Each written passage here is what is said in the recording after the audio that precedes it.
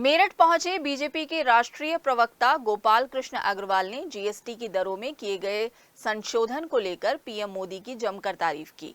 तो वहीं कांग्रेस को निशाने पर लेते हुए उन्होंने कहा कि कांग्रेस के राज में अर्थव्यवस्था बीमार थी। उन्होंने ये भी कहा कि जीएसटी की 2 दरें लागू होने से देश की जनता को 50,000 करोड़ रुपए के टैक्स का लाभ मिलेगा। हालांकि जीएसटी में कटौती करने के बावजूद लोग ज्यादा टैक्स जमा कर रहे हैं।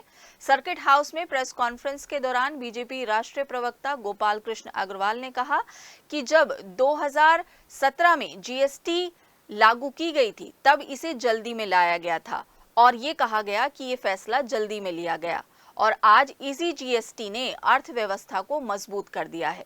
पहले 4 स्लैब थे और अब 2 स्लैब रह गए हैं। उन्होंने कहा कि जीएसटी की 2 दरें लागू होने से cement, paint, TV, fridge, washing machine, cosmetic items, restaurant में खाना, जूते, चॉकलेट सस्ते होंगे। साथ ही किसानों को भी बड़ा फायदा मिलेगा और वो उपकरण सस्ती दरों पर खरीद पाएंगे। इस प्रेस कॉन्फ्रेंस में बीजेपी एमएलसी धर्मेंद्र भारद्वाज, महानगर अध्यक्ष विवेक रस्तोगी भी मौजूद रहे। जो जीएसटी का नया स्ट्रक्चर है, इसमें उपभोक्ता जो इकोनॉमी है, जो कंज्यूमर बेस्ड इकोनॉमी है, उनको सबसे ज़्यादा फायदा होने वाला है।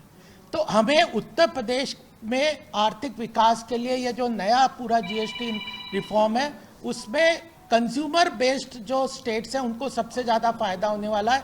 और मैं यहाँ उत्तर प्रदेश में रह के ये बात स्पष्ट रूप से बताना चाहता हूँ कि उत्तर प्रदेश को इस नई प्रक्रिया प्रणाली में तेज गति से अपनी अर्थव्यवस्था को आगे ले जाने में बहुत महत्वपूर्ण तरीके से फायदा मिलने वाला है।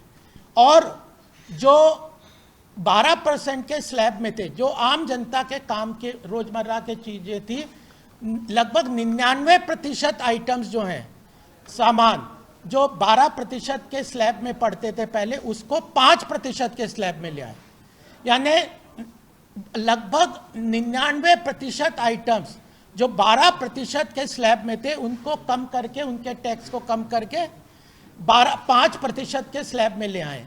और जो 28% के स्लैब में थे उसमें से 90% आइटम्स को 12% के स्लैब में ले आए।